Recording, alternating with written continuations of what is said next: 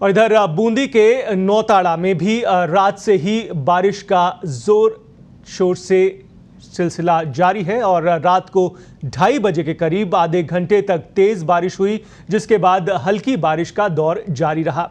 वहीं क्षेत्र के खेड़िया दुर्जन, रेबारपुरा, देईखेड़ा, मालीपुरा, रघुनाथपुरा में भी सुबह 6 बजे से कभी हल्की तो कभी तेज बारिश हो रही है। उधर क्षेत्र में कल से ही लगातार बारिश के बाद खेतों का पानी आने से नाले और खाले उफान पर आ गई हैं। उधर रघुनाथपुरा लोलरी खाल में लेवल पर पानी चल रहा है, तो इधर खेड़िया दुर्जन पुलिया जलमग्न हो गई है, जिससे कि क्षेत्र के गांवों का सीधा जिला मुख्यालय से संपर्क कट गया है। वहीं दोनों ओर के वाहन थम गए हैं। रेबारपुरा और पचिपला के बीच खाल में उफान से दोनों गांवों का कल से ही संपर्क कटा हुआ है। वहीं उफान के बाद उसके बाद भी लोग अपनी जान जोखिम में डाल रहे हैं और सड़कों को पार करते दिखाई दे रहे हैं। इधर बारिश होने के साथ ही रेबारपुरा, नौताड़ा, देईखेड़ा, आजंदा के अलावा घाट का बराना पंचायत के लोगों के चेहरे पर मायूसी नजर आ रही है। दरअसल क्षेत्र में पहले की बारिश में खेत भर गए थे, जिनमें ज्यादातर खेतों में अभी पानी भरा हुआ है और कुछ किसानों ने डीजल इंजन लगाकर पानी निकालने की मशक्कत की है। लेकिन जिन खेतों का पानी निकाला गया था उनकी भी फसलें गल चुकी थी, इसलिए किसानों में बारिश से मायूसी नजर आई है। जिले के अन्य क्षेत्रों में बारिश की जरूरत थी, जहां पर बारिश होने से किसानों के चेहरे खिले हुए हैं।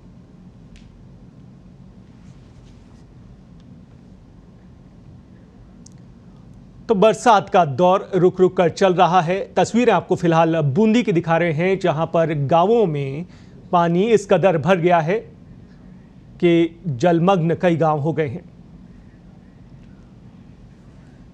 और इस खबर पर और अपडेटेड जानकारी ले लेते हैं। बूंदी से सहयोगी नागेश फोन लाइन पर जुड़े हुए हैं। नागेश, कई गांव जलमग्न हुए पड़े हैं, क्या कुछ ताज़ा अपडेटेड जानकारी? क्या बारिश का दौर खत्म हो चुका है, बंद हुआ है?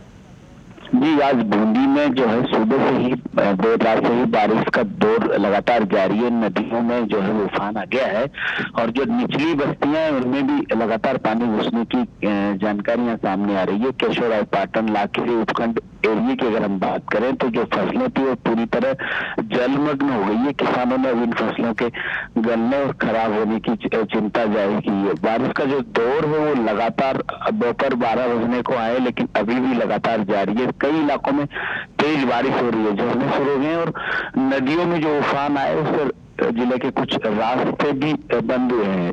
हम बताएं कि घोड़ा पचार जो नदी है उसमें लगातार पानी बढ़ रहा है और जो नदी के आसपास की जो बस्तियां थी उनमें पानी घुसने की भी जानकारी सामने आ रही है। जी, नदी नाले उफान पर हैं, चादर चल रही है, लोग जान जोखिम में डालकर इन्हें सड़कों को या पुलियाओं को पार करें। नागेश, आपसे ये भी जानकारी लेना चाहेंगे, हर साल मानसूनी बरसात होती है और हर साल इसी तरह के नज़ारे देखने को मिलते हैं। प्रशासन हर बार मानसूनी बरसात से पहले तैयारियों का दावा करता है, क्या कुछ दावे किए गए थे और किस तरह से वहाँ पर दावों की पोल खुलती दिख रही है?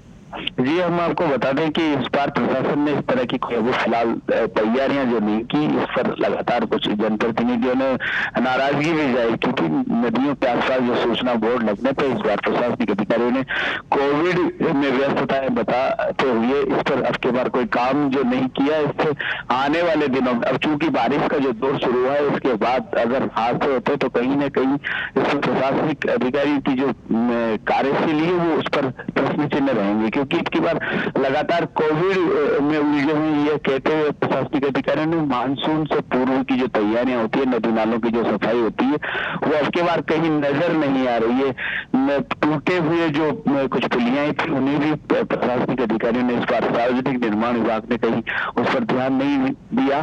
तो ऐसे में आने वाले जो दिन होंगे उनमें कहीं न कहीं लोगों की जो चिंता है, जो परेशानियां और अधिक बढ़ेंगी। जी, परेशानियां लोगों की बढ़ेंगी। नागेश, और खेती और फसलों की क्या कुछ स्थिति है? बरसात का पानी कई गांव के खेतों पर अत्यधिक भर गया है, ऐसी भी सूचनाएं हैं। क्या किसानों के लिए किस तरह की स्थिति है इस वक्त?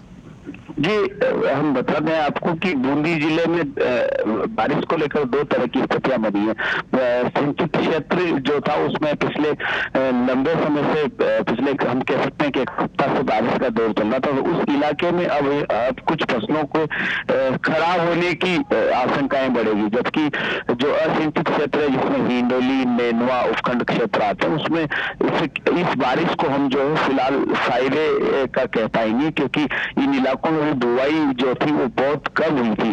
तो इन इलाकों में किसान फसलों की बुआई कर सकेंगे, जबकि केशोराई, पाटन, लाखेरी और इंद्रगढ़ तक का जो क्षेत्र है उसमें जिन खेतों में पानी भर चुका है उन इलाकों में फसलों में नुकसान की संभावनाएं रहेंगी। और दूसरा जो हम बात करेंगे कि तालेड़ा जो उपखंड एरिया है जिसमें सर्वाधिक चावल की जो खेती होती है, उस फसल के लिए ये पानी जो है ये जीवन देने वाला होगा।